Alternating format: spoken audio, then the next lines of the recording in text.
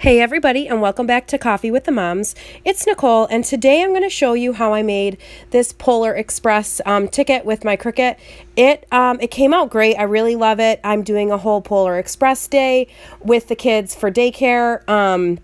Yes, I know it's early, but I like to plan. I have a lot going on. My weekends get really busy once this time of year starts. So I figured I'd get a jump on it. And with the kids here all week, it's hard to get stuff. So the weekend is really my only time to get stuff done.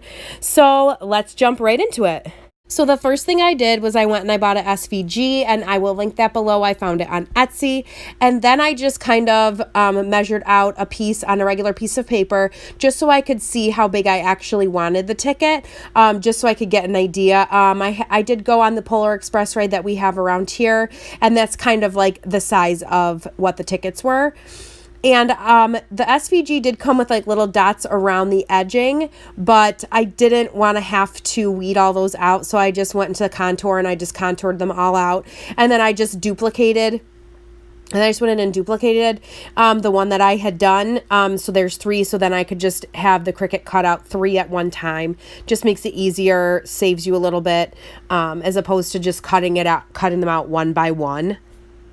And then So then I just did my regular, put the vinyl on the mat and put it in the Cricut and let the Cricut do its job. And while the Cricut was doing that, because it did take a long time because it was more intricate, I wanted to show you, here is the paper that I found, the paper foil that I found, I guess. I'm not really big on paper and stuff like that. So I did find it at Michael's. It was not on sale. It was $1.99 a sheet. I bought about 4 or 5 sheets of it, but it was exactly what I had been looking for. So, and then I just cut the pieces out. I cut them all out according to around the size that I wanted. I did cut them a little bit bigger so that for mess ups, like if it doesn't go down straight right on there after the transfer tape, because sometimes if you do have a Cricut, like you put something down or near it to see how it's going to place, and it's almost like a vacuum and it sucks it right up, and then it doesn't end up aligning perfectly, and it's very frustrating. So here it is. It's all weeded out, all the vinyl, all the extra vinyl. Now, as you can see, the olive board looks great, but it is very hard to weed out because you're doing it like in reverse. And if you can also see, there's one on top that's not weeded out yet because the Cricut machine kind of ate the 2 pieces. So I ended up saving it just in case I lost any of the pieces, like if it came off or if it messed up or if I ripped it on any of the other tickets. So I saved this one. I still have it because I still have a couple I need to finish up. But I just think it's a great idea. If you are making multiples of something and you do mess up, don't throw the mess up away. Save it so you can use it for other pieces. Now these I did get at the dollar store, and I was so excited to find these because I've been looking for them because I've seen them all over on like Facebook and YouTube and everything, and they do work amazing. They're nice and sharp. They come with covers. I just wanted to show you, but they work so much better for smaller, more intricate things that you need. It worked great when I was doing the olive board. So then I just put my transfer tape on, and then I put it on, and as you can see, of course, it didn't go on perfectly straight. So after I take my transfer paper off, I will cut it so it makes it all look even, so you don't even know that it went on the paper improperly. And so here it is. I went really intricate and I cut it, and I honestly just used the Cricut scissors to cut it. I probably shouldn't have done that. Now people are saying you should only be using the Cricut scissors for just vinyl. I did a big oopsie, but you know what? They're still, my scissors are still nice and sharp, and I do need to buy another pair. So just so you know that's a little tidbit I did learn. Now, the next thing I'm going to show you is how I added the bells. So these bells I bought at the Dollar Tree. I'm pretty sure you can still get them. They come in all different colors. They come in red, I'm sure, and then they came in like a silver too.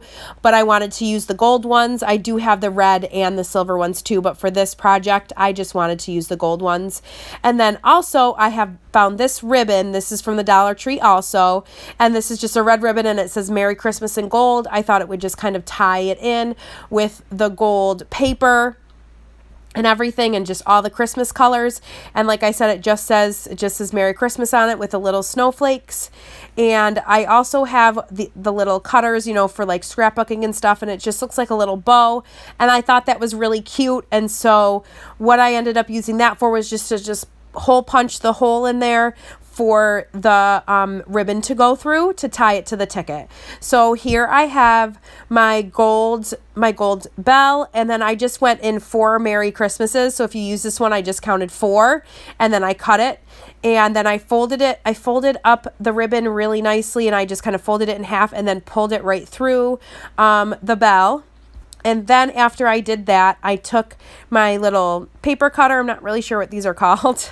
But I took that and I flipped it over. So I flipped the actual like paper so it's on the silver side of it, so you can actually see where the hole punch is going.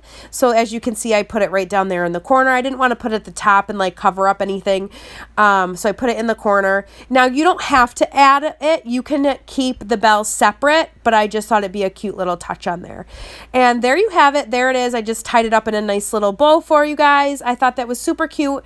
I also will be adding a personalized letter from Santa for all the kids on here, but I have not gotten to that part yet because I want to write them up first, and just so it's more personalized. So that's something that you can do too if you want, if you have a bunch of kids, or even just for your own child. I think it's great. We're gonna plan a whole day around it, and it's just it does take a little bit of time, but it's just for the holidays, I love to make things extra special and extra magical for the kids, especially at this time and with everything happening. Yes, like I was saying, like everything that's happening with this year and just how crazy it's all been, just to give them a little bit of an extra smile. And like, yeah, it took me a little bit of time to do it, but I love it, and I love watching these kids get so excited, and I hopefully the parents appreciate it too.